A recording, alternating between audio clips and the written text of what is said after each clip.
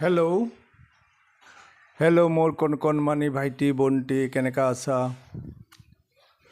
Welcome to my YouTube channel accountancy smart concept. মই সজল Dutta, associate professor. আজি তোমালোকক এটা নতুন চেপ্টাৰ শিকাম। চেপ্টাৰটোৰ নাম হ'ল ডেপ্ৰিচিয়েশ্যন। ঠিক আছে? আচ্ছা, ডেপ্ৰিচিয়েশ্যনটো কিয় লোৱা হয়, কিয় লোৱা হয়, এইটো কি লাভ কি লছ, এইবিলাক থিয়ৰী মেটাৰ, এইটো বুজাই দিম পিছত। ঠিক আছে? এটা কথা মনত ৰাখিবা, আমি এটা এছেটছ কিনিলোঁ, মেচিন এটা কিনিলোঁ। তো মেচিন এটা কিনিলোঁ, এইটোৰ এটা লাইফ টাইম আছে। ঠিক আছে? যে এইটো আমি 7 বছৰ 5 বছৰ 10 বছৰলৈকে কাম কৰিব পাৰোঁ পাৰফেক্ট হিচাপে ন। তাৰপিছত কি হ'ব, তাৰ ভেলুটো কমি যাব, পুৰাণা হৈ যাব। তেতিয়া আমাৰ কিনিব লাগিব আৰু এটা। এইটোৰ কাৰণে পইচা আমি প্ৰভাইড পইচা লাগে, একুমুলেট জমা কৰিব লাগে, যাতে বিজনেছৰ ওপৰত ঘপককৈ এটা তোমাৰ প্ৰেছাৰ নপৰে। সেইকাৰণে আমি ডেপ্ৰিচিয়েশ্যনটো লওঁ। প্ৰত্যেক বছৰ যে আমি ইউজ কৰোঁ এটা মেচিন, এইটো এটা ভেলু কমি থাকে। এইটোৰ নাম হ'ল ডেপ্ৰিচিয়েশ্যন। আৰু এনেকুৱা জমাই এইটো বিজনেছতেই থাকিব। বিজনেছতেই আমি ৰোলিং কৰিম পইচাটো। তাৰপিছত ফিউচাৰত গৈ কিনিলে আমাৰ বিজনেছৰ ওপৰত হেম্পাৰ নকৰে। এইটো প্লেনিং কৰি কৰা হয়। আচ্ছা, ঠিক আছে, এইটো গম পালোঁ। এইটো ইনকাম টেক্সৰ ৰুল আছে, কোম্পানীৰ ৰুল আছে, ৰুল মতে এইটো কৰিব লাগে, কিমান পাৰ্চেণ্ট কোনটোৰ ওপৰত ল'ব লাগে। এইটো পিছত গৈ শিকিবা কিয় হয় কিয় নহয়। খালি এতিয়া আমাৰ এইখিনি জানিলে হয় যে এটা মেচিন আছে, মেচিনৰ দাম হ'ল 50,000 টকা, আৰু এইটোৰ ওপৰত আমাৰ ডেপ্ৰিচিয়েশ্যন ল'ব লাগে 10%। তো হ'ল প্ৰত্যেক বছৰৰ ডেপ্ৰিচিয়েশ্যন হ'ল 10,000। ষ্ট্ৰেইট লাইন মেথডত যদি কৰোঁ, বহুত কেইটা মেথড আছে। তাৰ মাজত আমাৰ ষ্ট্ৰেইট লাইন মেথড আৰু ডিমিনিশ্বিং বেলেঞ্চ মেথড আৰু প্ৰভিশ্যন মেথড, এটা 3টা আছে আমাৰ। এই 3টা মেথডত কৰিব লাগে। ঠিক আছে? তো ধৰা আৰু এটা কথা মনত ৰাখিব লাগিব। কথাটো হ'ল, আমি এটা মেচিন কিনিলোঁ দিল্লীৰ পৰা। দিল্লীত কিনিছোঁ 25,000 টকা দি। ঘৰত আনালৈকে লাগিলে আৰু 3,000 টকা কেৰেজ ভাড়া লাগিলে। এইটো মেচিনৰ দামৰ লগত এড কৰিম। আৰু ইনষ্টলেশ্যন চাৰ্জটো হ'ল ঘৰত আনি ফিটিং কৰি কামত যেতিয়ালৈকে আমি ইউজেবল কণ্ডিশ্যনত লৈ যাব নোৱাৰোঁ, তেতিয়ালৈকে আমি যি খৰচটো কৰোঁ, এইটো নাম হ'ল ইনষ্টলেশ্যন খৰচ। মেচিনটো আনি বহালোঁ, তাৰপিছত মিস্ত্ৰী ডাকিলোঁ, লেবাৰ ডাকিলোঁ, এই কিবাকিবি যিমান খৰচ হ'ব মেচিনটো ৱাৰ্কিং কণ্ডিশ্যনত লৈ যোৱাৰ কাৰণে, কাম কৰিবলগীয়া অৱস্থাত লৈ যোৱাৰ কাৰণে মেচিনটো এইটোৰ মেচিনৰ অৰিজিনেল কষ্টৰ লগত দামৰ লগত এড কৰি দিম। তো এইটো মেচিনৰ দাম হ'ল অৰিজিনেল কষ্ট 25,000 টকা, 5,000 টকা কেৰেজে আৰু ইনষ্টলেশ্যনে মিলাই হ'ল আৰু 5,000 টকা, তো হৈ গ'ল 30,000 টকা। এতিয়া যদি আমি ষ্ট্ৰেইট লাইন মেথডত 10%কৈ লওঁ ডেপ্ৰিচিয়েশ্যন, এই দেখা দিয়া আছে। তো এইটোক আমাৰ কৈছে, এটা চাম দিলোঁ, এই চামটো দিলোঁ তোমালোকক। এইটো 10%কৈ ষ্ট্ৰেইট লাইন মেথড কৰা আৰু ডিমিনিশ্বিং বেলেঞ্চ মেথডত কৰা, 2 মেথডত কৰা। তো ষ্ট্ৰেইট লাইন মেথডটো আমি গম পাই গ'লোঁ, প্ৰত্যেক বছৰ 3,000 হৈ থাকিব। বস্তুটোৰ দাম পাই গ'লোঁ। কেনেকৈ পালোঁ? অৰিজিনেল কষ্ট আৰু তাৰ লগত কেৰেজ আৰু ইনষ্টলেশ্যন এড কৰি দিলোঁ। কৰাৰ পিছত হ'ল 30,000। 30,000ৰ 10% লৈ ল'লোঁ, হৈ গ'ল তোমাৰ ডেপ্ৰিচিয়েশ্যন 3,000। তাৰমানে বছৰীয়া 3,000 টকা আমাৰ ডেপ্ৰিচিয়েশ্যন হ'ল। ষ্ট্ৰেইট লাইন মেথড কৰি আছোঁ দেই। ইয়াতে 2টা মেথড আছে, ডিমিনিশ্বিং বেলেঞ্চ মেথড পিছত কৰাম, অলপ পিছত, এইটো কৰাৰ পিছত কৰাম। তো এইটোৰ এণ্ট্ৰিটো কেনেকুৱা হয়? প্ৰথম বছৰ আমি কিনিলোঁ, কিনাৰ এণ্ট্ৰি এটা হ'ব, মেচিন কিনাৰ, আর হ'ব ডেপ্রিসিয়েশন অ্যাকাউন্ট, আর ডেপ্রিসিয়েশন টু প্রফিট অ্যান্ড লসত ট্রান্সফার করার এন্ট্রি। এই তিনিটা এন্ট্রি হ'ব। ইয়াৰ পিছৰ বছৰত হ'ব ডেপ্ৰিসিয়েশন একাউণ্ট ডেবিটেড, দুটা এন্ট্ৰি হ'ব। ডেপ্ৰিসিয়েশন লোৱা, ছেকেণ্ড বছৰৰ ডেপ্ৰিসিয়েশন কিমান হ'ল? 3000 হ'ব, প্ৰফিট এণ্ড লছত ট্ৰান্সফাৰ কৰি দিয়া। থাৰ্ড বছৰত মেচিনৰ ডেপ্ৰিসিয়েশন লোৱা আৰু প্ৰফিট এণ্ড লছত ট্ৰান্সফাৰ কৰি দিয়া। Depreciation account debited to machinery. বুজি পাইছা ছিকুৱেঞ্চটো? ডেপ্ৰিসিয়েশন আৰু প্ৰফিট এণ্ড লছৰ ট্ৰান্সফাৰ, প্ৰফিট এণ্ড লছৰ ডেবিট ছাইডত যে বহাওঁ আমি, এইটোৰ জাৰ্নাল এণ্ট্ৰি এইটো। আৰু প্ৰথম বছৰৰ এটা এণ্ট্ৰি বেছি হ'ল, কিনাৰ এণ্ট্ৰিটো বেছি হ'ল। কিনাৰ এণ্ট্ৰি এটা হ'ল, ডেপ্ৰিসিয়েশনৰ এণ্ট্ৰি এটা হ'ল, ডেপ্ৰিসিয়েশনত প্ৰফিট এণ্ড লছত ট্ৰান্সফাৰ কৰা হ'ল। ছেকেণ্ড বছৰত অকল ডেপ্ৰিসিয়েশন হ'ব, নতুন মেচিন চেচিন একো কিনা নাই, তো প্ৰফিট এণ্ড লছত হ'ব। Depreciation account debited to profit and লছত ট্ৰান্সফাৰ হৈ গ'ল। এতিয়া আমি জাৰ্নাল শিকাইছোঁ, লেজাৰো শিকাইছোঁ আগত। এতিয়া মেচিনাৰী কি একাউণ্ট বনাই আছোঁ? লেজাৰ বনাই আছে, মেচিনাৰী একাউণ্ট। তো মেচিনাৰী একাউণ্টটো কোনখিনিত আছে? মেচিনাৰী একাউণ্ট ডেবিটত আছে। এমাউণ্টটো ডেবিটত বহাই দিয়া, অপজিট এণ্ট্ৰিৰ নাম বহাই দিয়া। ঠিক আছে, 30,000 টু কেছ।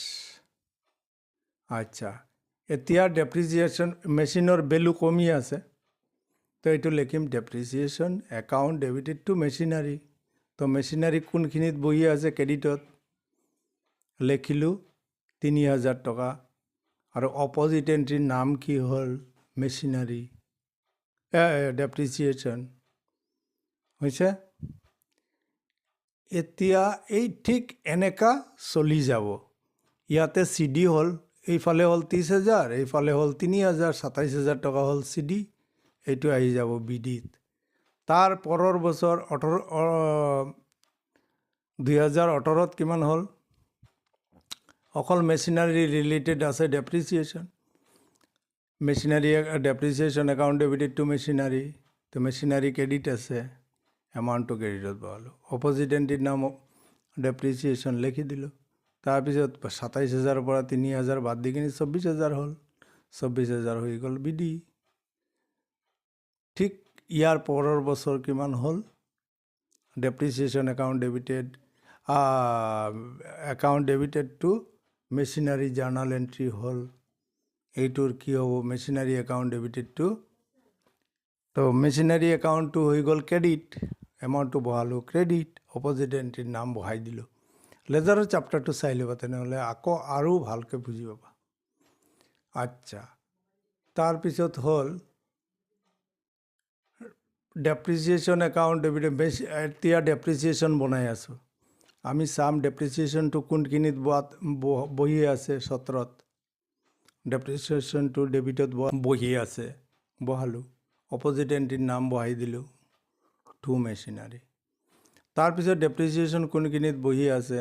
ক্ৰেডিটত, এমাউণ্টটো বহাই দিলোঁ ক্ৰেডিটত। অপজিট এণ্ট্ৰিৰ নাম কি হ'ল? Profit and loss, by profit and loss লিখি দিলোঁ। ঠিক এনেকা লেজাৰ পোষ্টিং হৈ থাকে। ঠিক আছে, লেজাৰ পোষ্টিংটো আকৌ চাই ল'বা, আৰু ক্লিয়াৰ হ'ব। এতিয়া হ'ল ইয়াতে 3 বছৰৰ কাৰণে বনাব দিছে। আমি 3 বছৰৰ জাৰ্নাল এণ্ট্ৰি কৰিলোঁ, 3 বছৰৰ লেজাৰ পোষ্টিং কৰিলোঁ। ঠিক আছে। আচ্ছা, আৰু এটা কথা কওঁ, শিকাই থওঁ বস্তুবিলাক। এতিয়া মেচিনটো ৰিটাৰ্ণ ডাউন ভেলু হ'ল কিমান? ৰিটাৰ্ণ ডাউন মানে ডেপ্ৰিসিয়েশন বাদ দিখিনি 3 বছৰত আমাৰ হ'ল 21,000 টকা। ঠিক আছে, গম পালোঁ। এতিয়া আৰু এটা কনচেপ্ট বুজাই আছোঁ, মনত ৰাখিব এইটো। তো এইটো হ'ল 21,000 টকাৰ বস্তু, মানে ডেপ্ৰিসিয়েশন বাদ দিয়াৰ পিছত 3 বছৰৰ 30,000 দি কিনিলোঁ। 3 বছৰে 3,000, 3,000, 3,000 কৰি বাদ দিলোঁ। বাদ দিয়াৰ পিছত আমাৰ একাউণ্টত কিমান ওলাই আহিল? 21,000 টকা। ঠিক আছে, আমি গম পালোঁ। এতিয়া 21,000 টকাৰ বস্তুটো যদি আমি 21,000ত বেছি দিওঁ, মেচিন বেচিলে বা কোনো এছেটছ বেচিলে প্ৰথমতে তাৰ ডেপ্ৰিচিয়েশ্যন ল'ব লাগে। ডেপ্ৰিচিয়েশ্যন লোৱাৰ পিছত যি ভেলু হয় তাক কয় ৰিটেন ডাউন ভেলু। এতিয়া চেইল ভেলু যদি 21,000 হয় আৰু ৰিটেন ডাউন ভেলু 21,000 হয়, তেনেহ'লে ৰিজাল্ট হ'ব 0, ন' লছ ন' গেইন। এতিয়া ধৰা আমাৰ বস্তুটোতো আমাৰ ৰিটাৰ্ণ ডাউন ডেপ্ৰিচিয়েশ্যন বাদ দিখিনি 3 বছৰৰ হ'ল 21,000। এতিয়া আমি যদি বেছি দিওঁ 20,000ত, তেনেহ'লে 1,000 টকা হ'ল আমাৰ লছ। এইটো কওঁ আমি loss on sale of machinery, হৈ গ'ল। এতিয়া ধৰা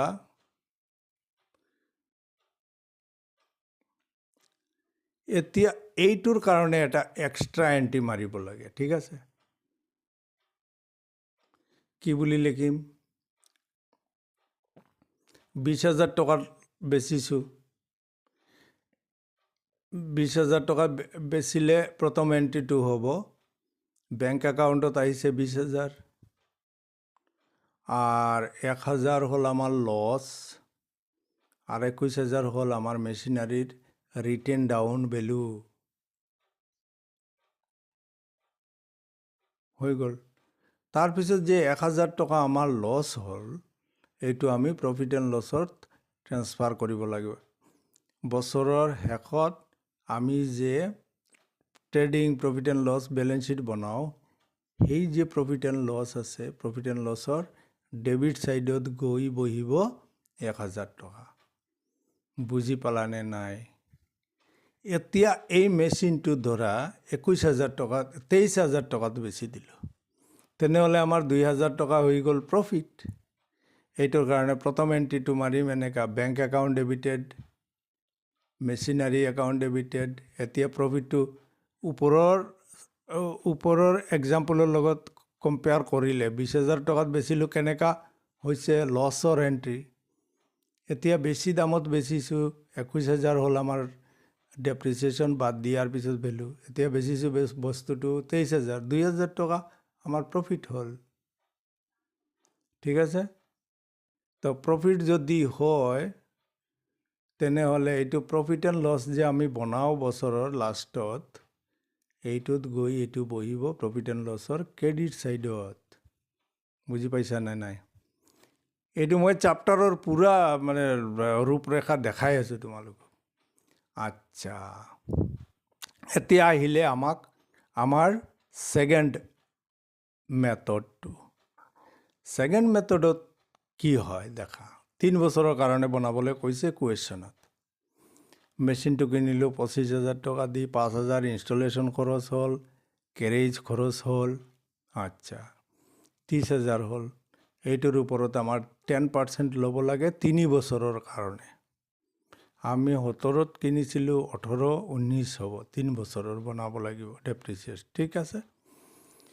এতিয়া প্ৰথম বছৰ 3,000 দিলোঁ, এইটোক মাইনাছ কৰি দিয়া। তাৰপিছত 2,000, পৰৰ বছৰ যি ভেলুটো কমি আহিব, 27,000 হ'ল, 27,000ৰ ওপৰত 10% লোৱা। তাৰপিছত 2,700 টকা 2,700 মাইনাছ কৰিলোঁ। তাৰপিছত আহিলে 24,300 টকা, হৈ গ'ল। এইটোৰ পৰা আমি 10% ল'লোঁ, আমাৰ 3 বছৰৰ হৈ গ'ল। এইটো হ'ল 21,870 টকা। তো আগৰ নিচিনাই 3টা এণ্ট্ৰি হ'ব, খালি এমাউণ্টবিলাক ইয়াৰ পৰা আমি চাই বহাব লাগিব, কোন বছৰত কিমান ডেপ্ৰিচিয়েশ্যন হৈছে। কিনাৰ এণ্ট্ৰিটো কমন, ওপৰত যেনেকা, ওপৰৰ মেথডত যেনেকা, ইয়াতো এনেকা। আর ডেপ্রিসিয়েশন আর profit and loss, depreciation profit and loss, depreciation profit and loss, 3 বছৰ এনেকা ৰিপিট হৈ থাকিব। কিন্তু ওপৰৰ মেথডত গোটেই চব বছৰত আমাৰ ছেইম হৈছিলে, 3,000, 3,000, 3,000। এতিয়া কমি গৈ আছে, ৰিটেন ডাউন ভেলু কমি গৈ আছে। প্ৰথম বছৰ হ'ল 3,000, তাৰপিছত হ'ল 27,000, 2700 টকা, তাৰপিছত হ'ল 2,430 টকা। এইটোৰ হিচাপত এণ্ট্ৰিবিলাক মাৰা হ'ব। কিন্তু এণ্ট্ৰি পাছ কৰাৰ বা এণ্ট্ৰিবিলাক লেখাৰ ষ্টাইল আগৰ নিচিনাই, খালি এমাউণ্টটো চেঞ্জ হৈ গৈ আছে 2 মেথডৰ কাৰণে। ষ্ট্ৰেইট লাইন মেথডত চব বছৰৰ গোটেইকেইটা বছৰত 3000 3000 3000 কৰি মাৰিছোঁ। ইয়াতে আমাৰ ৱাৰ্কিং নোটত কি হৈছে, ডেপ্ৰিচিয়েশ্যন কমি কমি কমি কমি গৈ আছে। যিমান বছৰ ধৰা 12 বছৰ 10 বছৰ 15 বছৰ মানে তলত খালি কমি কমি কমি কমি যাব, তাৰপিছত ভেলুটো নাইকিয়া হৈ যাব। ঠিক আছে, এইটো আমি বুজি পালোঁ। তেনেহ'লে লেজাৰ বনাওঁতেও এনেকুৱা হ'ব। এতিয়া দেখা মেচিনৰ ভেলু, আৰু এটা টেকনিক শিকাই দিওঁ। মেচিনটো কি হ'ল, আমাৰ এছেটছ। ঠিক আছে, মেচিনৰ ভেলু বাঢ়িব আমি যদি কিনো, আৰু তেনেহ'লে মেচিনৰ ভেলু বাঢ়িব। যদি আমাৰ প্ৰফিট হয়, মেচিন বেছি কিনি প্ৰফিট হয়, তেনেহ'লে মেচিনৰ ডেবিট ছাইডত বহিব। ঠিক আছে, আৰু ৰাইট ছাইডত কি বুলি কমিব, মেচিনৰ ভেলু কেনেকুৱা কমে, ডেপ্ৰিচিয়েশ্যন হ'লে কমিব, চেল কৰিলে কমিব। বুজি পাইছানে নাই? এইটো হ'ল এছেটছ। ইনক্ৰিজ হ'লে ডেবিটত বহিব, আৰু ডিক্ৰিজ হ'লে ক্ৰেডিটত বহিব। বুজি পাইছানে নাই? তো এছেটছৰ ভেলু প্ৰথম বাঢ়িলে, এইটো মেচিনাৰী ডেবিট কৰিলোঁ, আৰু মেচিনাৰী ক্ৰেডিট কৰিলোঁ, তাৰ মানে অপজিট এণ্ট্ৰিৰ নাম আছিলে ডেপ্ৰিচিয়েশ্যন। ডেপ্ৰিচিয়েশ্যনটো বহাই দিলোঁ, তাৰপিছত বেলেঞ্চিং কৰিলে, এই বছৰৰ কাম শেষ। আচ্ছা, এইটো জাৰ্নেল চাই চাই তোমালোকে লেজাৰ পোষ্টিং কৰি ল'বা প্ৰত্যেক বছৰৰ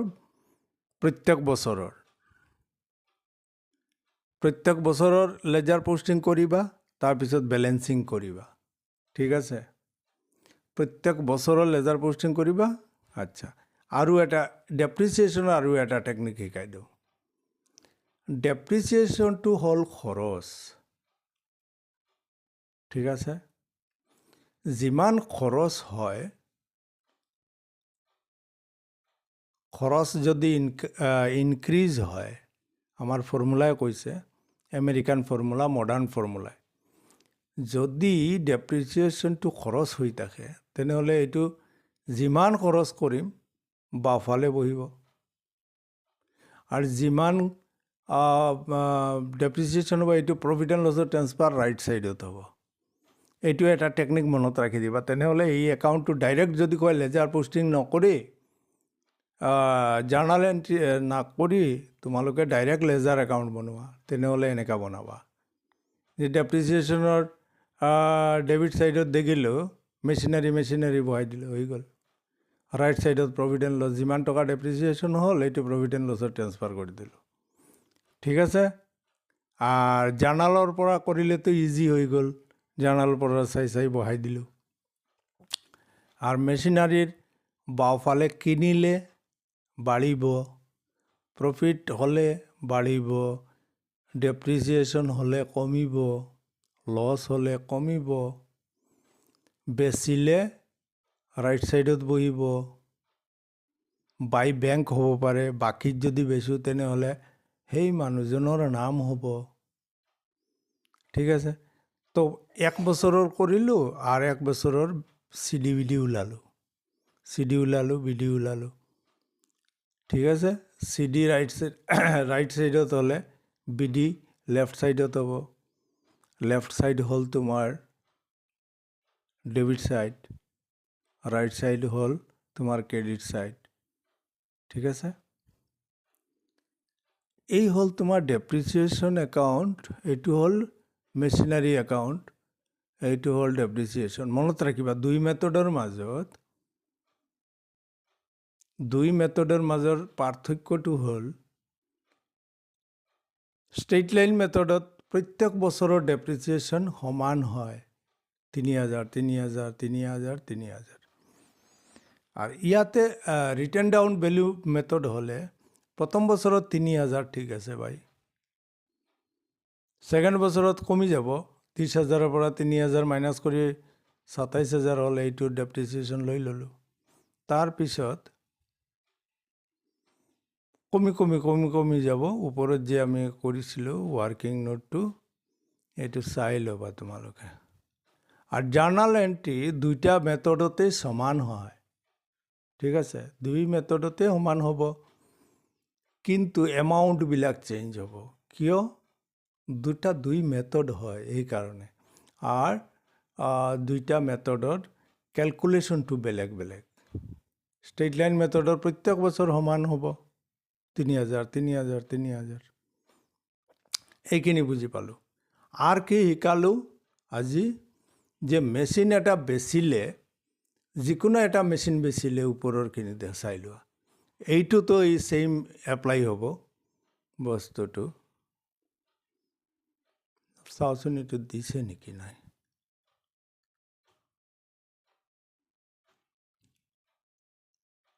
নাই দিয়া। আচ্ছা, মেচিন এটা কিনিলোঁ যিকোনো মেথডত, এইটো ৰিটাৰ্ণ ডাউন ভেলু কিমান ওলাল? এই দেখা, আগৰটোত ৰিটাৰ্ণ ডাউন ভেলু মেথডত ওলাইছিল 21,000 টকা, আর এই মেথডত ওলাল 21,870 টাকা। ঠিক আছে? এই দামত বেচিলে ন লছ ন গেইন। এই দামতকৈ যদি কম দামত বেচোঁ তেনেহ'লে লছ হ'ব। এই দামতকৈ, এই এমাউণ্টতকৈ বেছি দামত বিক্ৰী কৰিলে হৈ যাব আমাৰ প্ৰফিট। প্ৰফিটক কি বুলি কওঁ? Profit on sale of machinery. আর লস হলে কি কম? Loss on sale of machinery. এটা কেনেকা কৰে মই দেখাইছোঁ। ৰিটাৰ্ণ ডাউন ভেলুৰ পৰা বেছি দামত বেচিলে হৈ যাব তোমাৰ প্ৰফিট। আৰ প্ৰফিটটো আমি ট্ৰান্সফাৰ কৰিব লাগিব প্ৰফিট এণ্ড লছত। ঠিক আছে? ইয়াতে লছত বেচিছোঁ, প্ৰফিটত বেচিছোঁ। আচ্ছা, ওপৰতটো লছত বেচিছোঁ 20,000। 21,000-ৰ বস্তুটো আমি বেচিছোঁ 20,000 টকাত। তো 1,000 টকা হৈ গ'ল তোমাৰ লছ। আৰ এইটো বস্তুৰ ৰিটাৰ্ণ ডাউন ভেলু মেথড হ'ল, মানে 20,000 টকাত বেচিছোঁ, বস্তুটো হ'ল ডেপ্ৰিচিয়েশ্যন বাদ দিয়াৰ পিছত ভেলু ওলাল 21,000। তো এইটো হৈ যাব লছ। ঠিক আছে? আৰু 21,000 টকাৰ বস্তু যদি 21,000 টকাত বেচোঁ তেনেহ'লে ন লছ ন গেইন।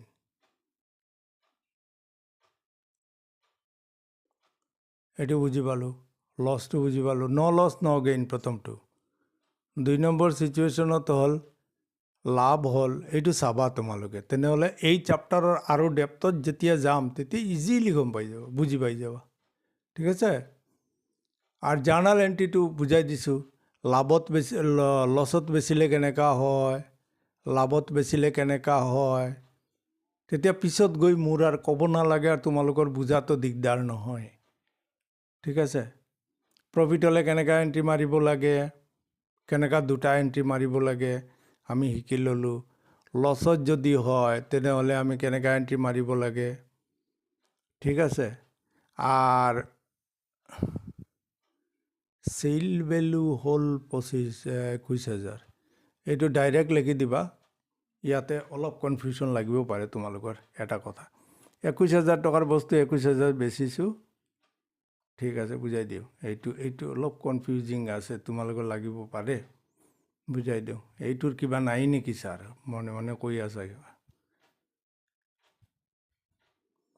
এই যে 21,000-ৰ বস্তু 21,000 বেচিছে, এইটো লিখিব। বেংকত পইচা আহিব, এইটো বেংক ডেবিট কৰিম আৰু মেচিনাৰী ক্ৰেডিট